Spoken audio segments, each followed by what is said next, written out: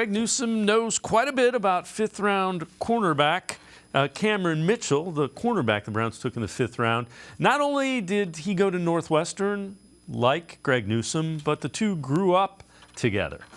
In the recruiting trail, I actually told Northwestern you need to get him too. So when he got there, obviously as you can see, when I left, I wanted him to wear number 2. He wore number 2 and, did big things from it. So I'm super excited to get him in. Greg, I know he said he talked to you shortly after the Browns looked. I'm sorry if you've already got asked this, but what did you say to him when you talked to him on the phone, and what went through your mind when they said, "Let's go." It's starting right now. He has a great opportunity in front of him. He has a loaded room where it's a bunch of talent where he can learn and truly develop. So I just said, "Let's go," and I'm ready for him to get to Cleveland. And what do you remember about that 2020 year when you were hurt? He comes in for you, and how did that kind of help you guys tighten your bond, I guess? For sure. We knew it from the whole season, though. He was just a younger guy, so he didn't really have the opportunities. But as you can see, when he was granted the opportunity, he did what he was supposed to do. Even in his past year against the great Ohio State Buckeye team, he held arguably the best receiver in the country to a very minimal day. So I think that shows you exactly where his ceiling is. Greg Newsome talking about Cameron Mitchell, fifth-round pick. Let's welcome in Ashley Bastock from the Plain Dealer, as well as cleveland.com.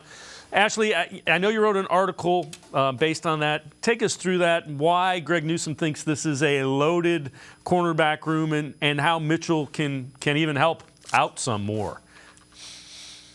Yeah, I loved that quote from Greg. If there's one thing about Greg Newsome, he definitely knows how to give a good quote that will make a headline. So I kind of took that and ran with it. But Greg's point, his little bigger point in saying that, and that they were loaded, that they were a matchup nightmare, is largely because of the different guys they have in that room and what those guys are good at. Of course, you have Denzel Ward, who, when healthy, is one of the best cornerbacks in the league, one of the best outside corners in the league. You have Martin Emerson, who really flourished on the outside last year, but he brings something a little different. Denzel's about 5'11", Greg's about 6 feet. Martin Emerson is 6'2". He's a much bigger guy, which allows him to be more physical.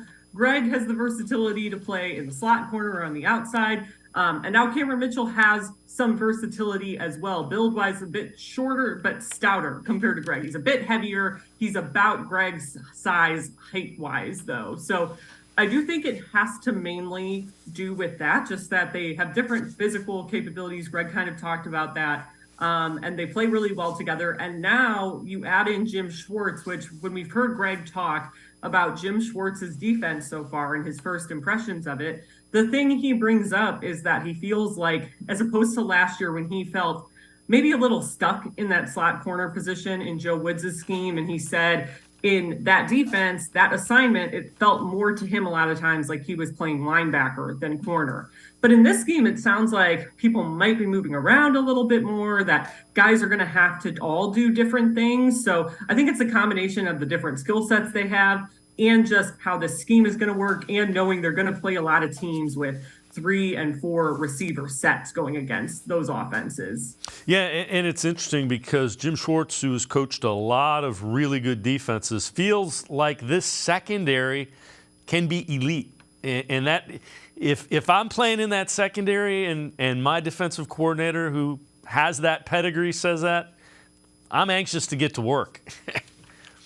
Yeah, it's easy to see how Jim Schwartz has come in and got these guys fired up, because when Greg was talking about him yesterday, he said, when he first got there, meaning Jim, that he made a comment to them yes, this defensive line, they, have to go and they have the toughest job in professional sports, and he wants them to be able to get to the quarterback because of that, and thinks Cleveland has a really good defensive line. But Greg said, according to him, that Jim told the secondary guys, hey, and everybody thinks I came here just for this D-line, but that's not the case. I also came here for you guys and think you can be maybe the best secondary that I've coached. So given Jim Schwartz's resume, given, the fact that he has a Super Bowl and just recently turned around a defense in the Eagles a few years ago, I think those words definitely carry a lot of weight. And you're just kind of seeing via his players right now, until we get to talk to Jim more regularly once the season and preseason and that start. But you're really seeing the way these players are talking about him, I think, that he is getting them fired up even now in the offseason.